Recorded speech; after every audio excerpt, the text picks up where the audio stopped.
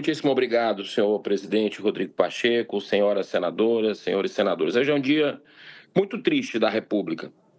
Um dia que eu me sinto, assim, frustrado em estar participando do Congresso Nacional em um momento que o Supremo passa por cima, atropela e descriminaliza o porte da maconha, mesmo nós tendo aprovado uma PEC.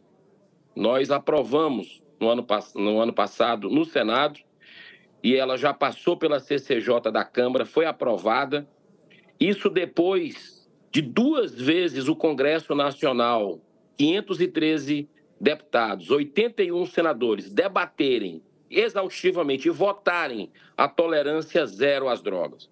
Então, isso é um desrespeito, senhor presidente, é um desaforo que a população, de forma legítima, pergunta e eu faço coro a ela. Para que Congresso?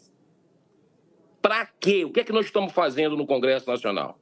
Espero que a Câmara delibere sobre esse assunto e que esse impasse gerado entre o Legislativo e um Supremo ativista, ideológico, seja resolvido pelo reequilíbrio entre os poderes.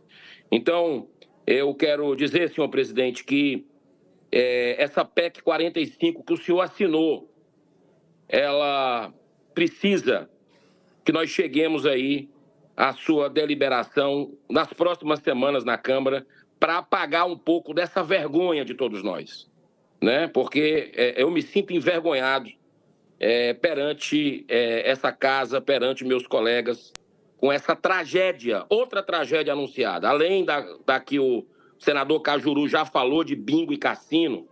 O Estadão hoje publicou o editorial mostrando que é o crime que vai se beneficiar, que é um pavimentando aí para o crime, e a gente vem dizendo isso há muito tempo, né? Então, que a gente possa evitar tragédia para a família brasileira.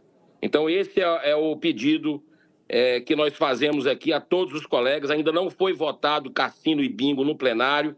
Tem um requerimento que o senhor até colocou para votar esse requerimento hoje.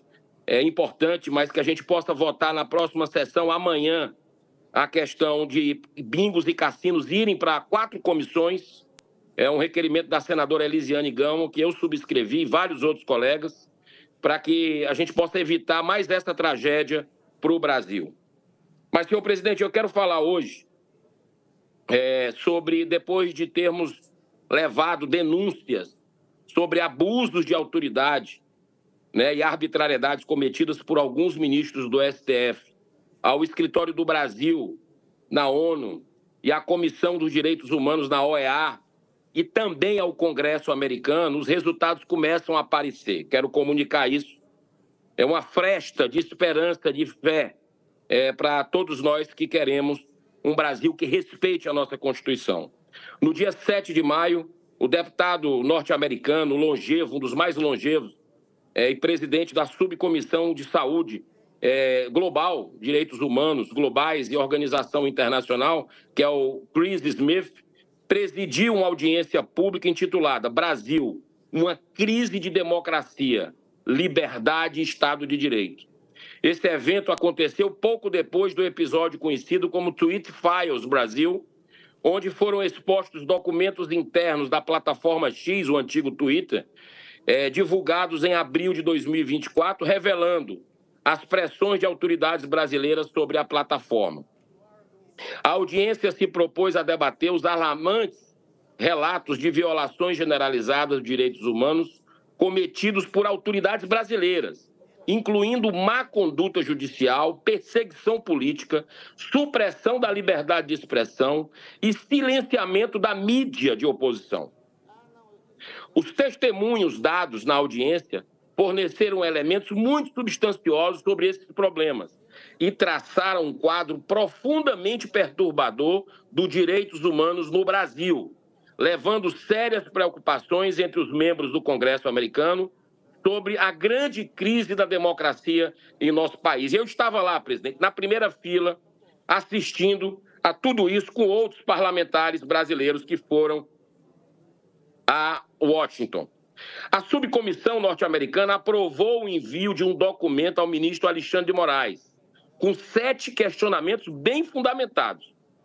O primeiro deles se refere a jornalista ou outros indivíduos sujeitos à censura prévia, incluindo medidas como bloqueio de contas bancárias e também de derrubada de rede social com ordem judicial, remoção de sites, conteúdo online ou qualquer outras ações que impeçam a livre circulação de informações.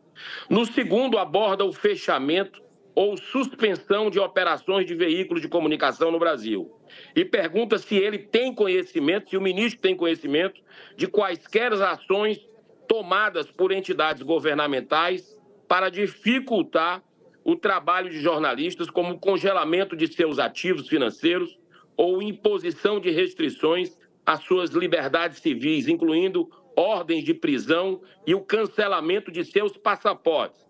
Repetindo, nós temos inclusive uma senadora, e nada é por acaso, uma senadora hoje que está com seu passaporte retido. No terceiro, o deputado Smith questiona sobre os abusos de autoridade cometidos junto a membros do parlamento brasileiro. Pergunta se está sendo observado o devido processo legal nas investigações em curso. Nesse ponto, o deputado Chris Smith ressalta que o Comitê Judiciário da Câmara enviou a carta ao diretor do FBI, afirmando que foram encontradas evidências de que, agindo em nome do governo brasileiro, o FBI havia constatado 2 residentes dos Estados Unidos, um dos quais jornalista censurado pela Justiça brasileira, e solicitou ao ministro que compartilhe qualquer informação que ele tenha sobre este e outros casos semelhantes. Após concluir todos os questionamentos, o deputado americano, esse comitê global lá dos Estados Unidos, estipulou o prazo de 10 dias úteis para as respostas, já que ele está trabalhando numa legislação relacionada com esse assunto, junto a outros membros da Câmara norte-americana. A sua carta foi encaminhada com cópia, senhor presidente Pacheco, ao senhor presidente do Congresso Nacional, também o presidente da Câmara, Arthur Lira, o ministro Barroso, do STF, o presidente do Supremo Tribunal Federal, né, que é o Barroso, a ministra Carmen Lúcia, o presidente, que é presidente do Superior Tribunal Eleitoral. É importante lembrar que o Comitê de Assuntos Judiciários da Câmara de Deputados dos Estados Unidos intimou a plataforma X a fornecer informações sobre as ordens do Supremo Tribunal Federal do Brasil em relação à moderação de conteúdo. O fato é que a pressão internacional sobre o ministro Alexandre de Moraes tem crescido a cada dia. Assinado por vários senadores e deputados federais, foi feita a entrega oficial de um documento à Comissão Interamericana de Direitos Humanos, da Organização dos Estados Americanos, com denúncias de violações de direitos humanos por parte do ministro Moraes, do Supremo Tribunal Federal, na condução dos processos das pessoas envolvidas nos atos do dia 8 de janeiro de 2023. Nesse documento é feita uma petição em caráter cautelar para relaxamento da prisão de todas as pessoas que ainda estejam detidas na penitenciária da Papuda e a remessa imediata de todos os processos que estão nas mãos do ministro Moraes para que a justiça de primeira instância, Além disso, também foi pedida a investigação e responsabilização sobre a morte do brasileiro Clériston Pereira da Cunha, que morreu sob a tutela do Estado, preso lá na Papuda, com indenizações à sua família e outras 12 pessoas que ainda estão em prisão provisória desde janeiro de 2023. Esta pressão internacional, senhor presidente, é absolutamente necessária para que mais senadores possam se conscientizar sobre a gravidade do momento que estamos vivendo no Brasil. Estamos assistindo a atitudes típicas de uma ditadura do Poder Judiciário, com a gradativa anulação do Poder Legislativo, que se cala numa inaceitável omissão. Há tempos que já não temos mais harmonia e independência entre os poderes da República.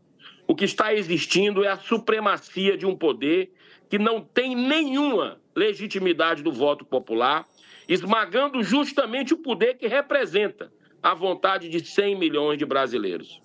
Eu encerro repetindo mais uma vez que o grande responsável por tamanha crise política, social, institucional e moral do nosso país é, sem dúvida, o Senado da República, ao fugir da sua responsabilidade constitucional de finalmente abrir o primeiro processo de impeachment de um ministro do Supremo.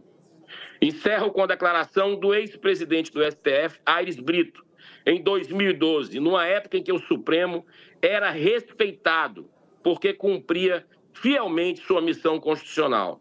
Ele dizia o seguinte, abro aspas, o ideal é que haja harmonia entre os poderes da República. Mas não se pode sacrificar a independência, atenção, não se pode sacrificar a independência para favorecer a harmonia. Então, a harmonia é sempre desejável, mas a independência é absolutamente imprescindível. E o exemplo não está vindo de cima, senhor presidente. Vimos ontem, de forma atônita, o ministro do STF, rodeado de pessoas ao lado dele, jovens, com bebida nas mãos, cantando em Londres. Nós estamos vivendo uma crise.